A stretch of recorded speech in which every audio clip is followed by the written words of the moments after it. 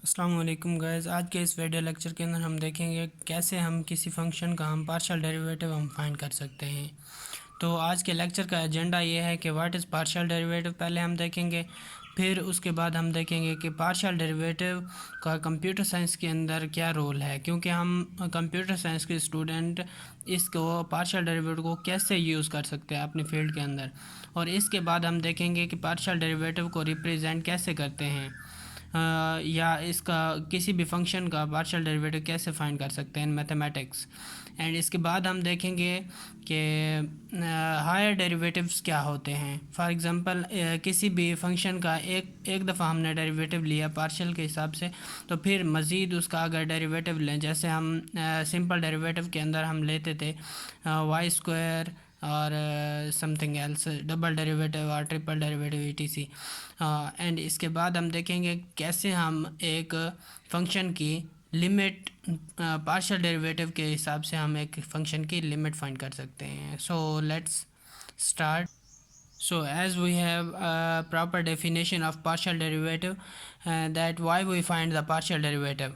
Basically हमारे पास पहले derivative को फाइंड करने का तरीका था जब हमारे पास एक फंक्शन था जो कि वेरिएबल सिर्फ और सिर्फ एक वेरिएबल पे ही डिपेंड कर रहा होता था। तो फॉर एग्ज़ाम्पल हमारे पास जब एक फंक्शन होता है F of X is equal to 2x, then we can find its derivative easily. अगर इसका हम डेरिवेटिव देखें तो D Y by D X, जैसे हम बोलते थे लेट्स सपोज ये y is equal to this है, तो फिर इसका डेरिवेटिव हम निकाल लेते थे इजीली 2। तो जब हमारे पास एक ऐसी सिचुएशन आती है कि जब हमारा function more than one variable पे डिपेंड कर रहा होता है, जैसे x, y, तो बेसिकली ये क्यों ऐसी सिचुएशन आती है हमारे पास जब हम एक वेक्टर्स के अंदर हम काम करते हैं, वेक्टर या हम नंबर सिस्टम्स के अंदर काम करते हैं in computing things and sensitivity analysis in computer science. जैसे कि हम जब देखते हैं कि गेमिंग को हम डिज़ाइन कर रहे होते हैं तो वो मोर देन वन वेरिएबल पे हम काम कर रहे होते हैं, कभी कभी हम 3D पे काम कर रहे होते हैं। तो इस तरह के फंक्शंस के को एनालाइज करना और इनके जो है ना डेरिवेटिव्स को हम फाइंड करने के लिए हम पार्शियल डेरिवेटिव का सहारा लेते हैं। तो let's discuss that how we can represent a partial derivative in mathematics. As we have talked about finding the partial derivative, so जब हमें पार्शियल किसी भी फंक्शन का एक पार्शियल डेरिवेटिव लेना होता है, फॉर एग्जांपल अगर एक फंक्शन x का y है, अगर वो दो वेरिएबल्स पे डिपेंड कर रहा होता है, तो हम लोग इसका पार्शियल डेरिवेटिव जब जैसे फाइंड करते हैं, किसी एक वेरिएबल को हम लेते हैं एज अ डेरिवेटिव और दूसरे को हम एक कांस्टेंट ट्रीट कर लेते हैं। फॉर एग्जांपल जैसे मैंने ये एक एग्जांपल लिखी है, जनरल एग्जांपल है, दैट एफ ऑफ एक्स का Y is equal to A x square plus B Y plus C. And now for X we need to write del Y by delta by delta X is equal to this. क्या ऐसा क्यों होता है? जैसे कि मैंने पहले आपको बताया कि एक फंक्शन के हिसाब से जब हम डेरिवेटिव ले रहे होते हैं तो दूसरे को हम कांस्टेंट ट्रीट कर लेते हैं। तो for y we have del f by del y, तो फिर जब हम x के हिसाब से हम डेरिवेटिव लेंगे तो फिर हमारे पास y हमारे पास कांस्टेंट ट्रीट होगा, as we know that constant has differential is equal to zero. So constant का डेरिवेटिव ज़ीरो आता है और ए एक्स स्क्वायर का डेरिवेटिव 2ax हमारे पास आ गया। तो ये partial derivative of this with respect to x आ गया। अभी इसको पार्शियल डेरिवेटिव को हम इस नोटेशन से भी ज़ाहिर करते हैं, एफ ऑफ एक्स या एफ ऑफ वाई। अगर हम with respect to x derivative ले रहे हैं तो एफ एक्स लिखेंगे, अगर with respect to y derivative ले रहे हैं तो फिर एफ वाई हम लिखेंगे। अभी हम लोग कुछ एग्जांपल्स को डिस्कस करते हैं कि लेट्स सपोज हमारे पास एक फंक्शन है एफ ऑफ एक्स का Y is equal to x square plus y square plus 5। As we know that this function is not dependent upon just one variable, it depends upon more than one variable, that is x and y. So if we take its derivative with respect to If we take its derivative with respect to x, then we have x square का derivative 2x and y square is a constant, so its derivative is equal to 0, and 5 is also a constant and its derivative is equal to 0.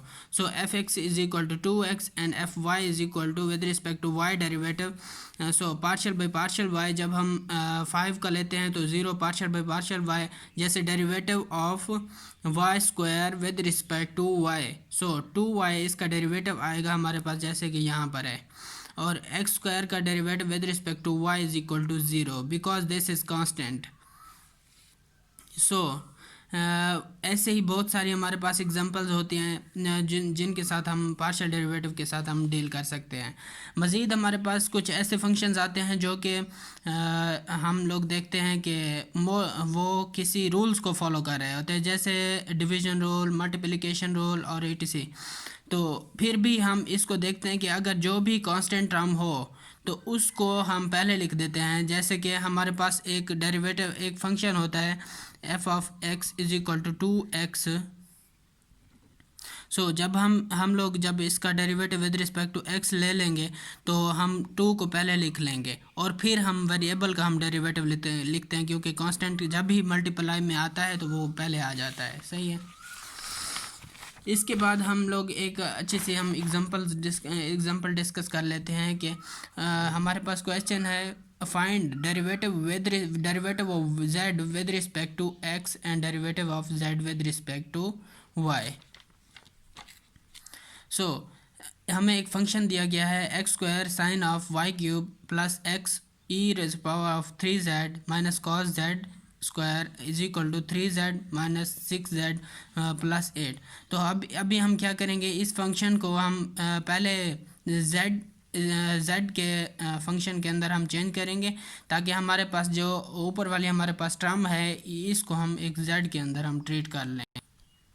तो इस purpose के लिए हमारे पास पहले हम लोग ने इसको z के अंदर हमने तब्दील किया और फिर हम partial derivative of z with respect to हम जब x देखते हैं तो वो कुछ सिंप्लीफिकेशंस के बाद, जैसा कि हमने डेरिवेटिव्स के अंदर पहले हम सीख चुके हैं, तो सिंपल सी derivative with respect to x करते जाना है और विद रिस्पेक्ट टू y करते जाना है. तो कांस्टेंट जब भी आएंगे तो उनको ट्रीट कैसे करना है वो हमने ऑलरेडी सीख लिया है इस लेक्चर के अंदर.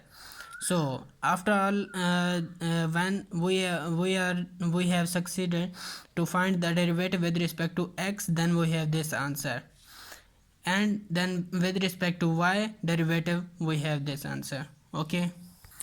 अभी हमारे पास कुछ ऐसी सिचुएशंस आती हैं कि जब हमें बोला जाता है कि किसी भी फंक्शन का आप मोर देन वन टाइम आप जो है ना इसका डेरिवेटिव लेकर हमें दो. फॉर एग्जांपल हमारे पास एक फंक्शन है x comma y is equal to 3x cube plus 4y square plus 5, and we have to find the double partial derivative with respect to x and double partial derivative with respect to y. So first of all we will find its our function's derivative with respect to f with respect to y. Then we have as we know 9x square plus 0 as these terms are constant, and then again we have to find its derivative and derivative of derivative and f of x comma x is equal to, and again जब हम इसका derivative लेंगे तो फिर इसका derivative आएगा 18x. सही right.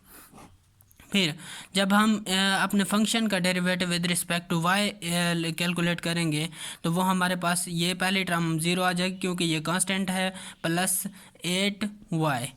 So and again अगर हम इसका डेरिवेटिव ले लें तो फिर इसका आंसर आएगा 8 because derivative of single variable is equal to 1.